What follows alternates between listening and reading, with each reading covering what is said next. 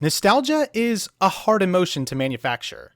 It's usually strongest when it's unexpected, like a song you hadn't heard in ages coming on the radio.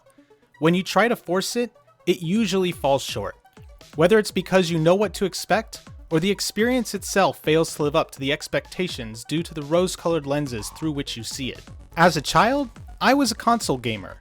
Whether it be the Nintendo 64 or the Xbox 360, I could be found sitting in the living room, staring at the family television, fully immersed for hours in whatever happened to be on the screen. So when I heard about GPU June, I was not initially inclined to participate. I have no love for retro PC hardware, much less a desire to use an old operating system and deal with all of the bugs associated with that. Still, I thought it was a good opportunity, so I dug through my box of old video adapters, single slot PCIe and AGP video cards that I had little use for and were pulled from old pre-builts that had long been since decommissioned. The card I finally decided to focus on was the GeForce 7800 GT, and there were a couple of reasons for this. The first reason is quite simple. It's the most powerful GPU I had that predated unified shaders. Not the most original reason I know, but a relevant one nonetheless. After doing some research on the 7800 GT, I found it was a bit of a mixed bag. It was not a top performer, losing out to its big brother, the 7800 GTX. It did, however, consistently outperform the outgoing flagship, the GeForce 6800 Ultra, but not by a wide enough margin to make it a compelling replacement. The problem was further exacerbated by the fact that SLI was still alive and well. Adding a second GPU would have been a better option, assuming your system could support it.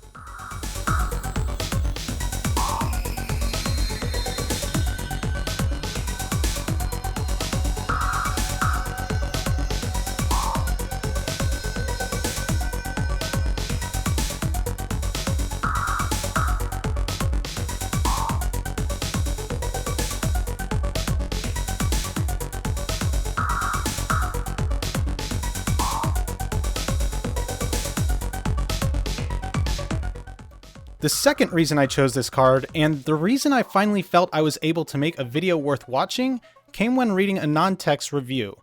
See, they used Knights of the Old Republic as a benchmark for testing this GPU.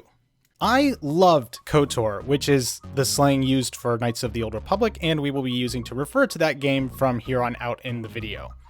I was very versed at a young age in the Star Wars doctrines. I would have Star Wars themed birthday parties. I watched The Phantom Menace so many times I had it memorized. This game was a way for me to finally interact with that universe in a way that felt real and personal. Unfortunately, I had only played it on the Xbox. Poor frame rates and image quality had not been a huge concern for me back then, but today, yeah, it would be an issue. I no longer have my Xbox, but even if I did, the experience would definitely fall short of what my mind's eye would have led me to expect.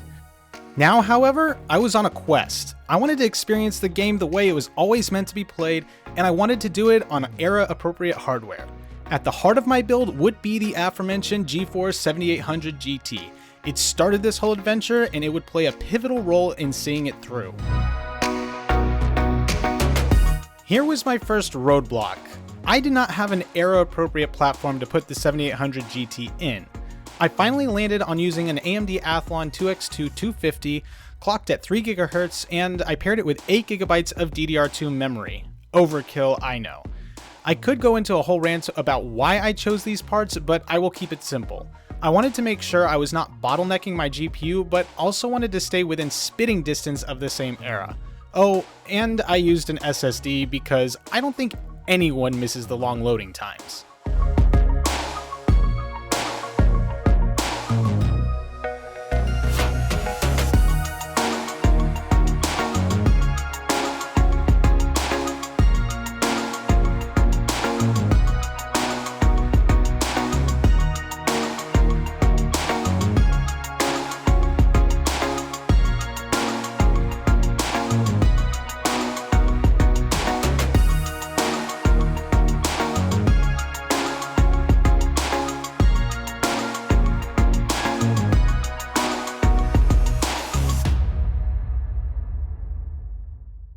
I did use Windows 7 as my operating system, and I know that can hardly be considered retro, but given my time constraints, it was the easiest for me to get up and running.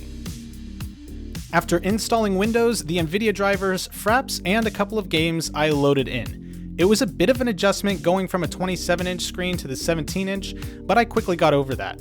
Older games were designed for this aspect ratio and the 1280 by 1024 resolution. KOTOR doesn't even support 1080p, so trying to play on any of my other monitors would have been a pixelated, distorted mess and likely push my GPU past its limits, completely negating the point of this build. The game looks so crisp. I know it looks dated by today's standards, but compared to how I had grown up seeing it, my gosh, was it breathtaking. It was like listening to your favorite song in high quality audio for the first time, or a re-release of a game with modern graphics. I was now able to enjoy the game the way it was meant to be played.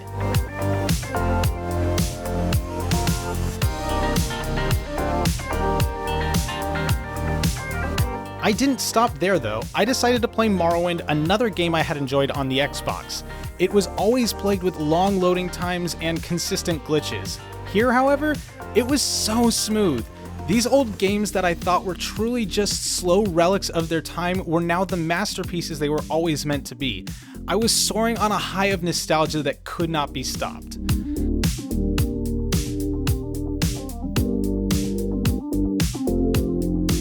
Unfortunately, I did not have a lot of time to commit to playing these games. I also don't own most of the games I would like to re-experience on PC. That will be remedied in time. I also intend to do an actual build with these PC parts in a case that will stay built for years to come instead of on a test bench waiting to be ripped apart. When I decided to participate in GPU June, I had no idea what I was going to cover.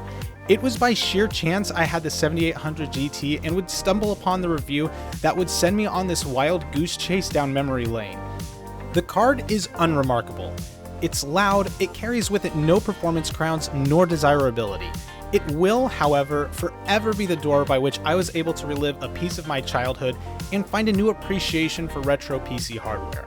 I strongly encourage anyone who has only experienced their childhood games through a cloudy, washed-out lens of a console to take a serious look at building a retro PC. This truly was the era of the PC Master Race, and it had that name for a reason. I'm proud to finally join their ranks, even if it's over a decade late.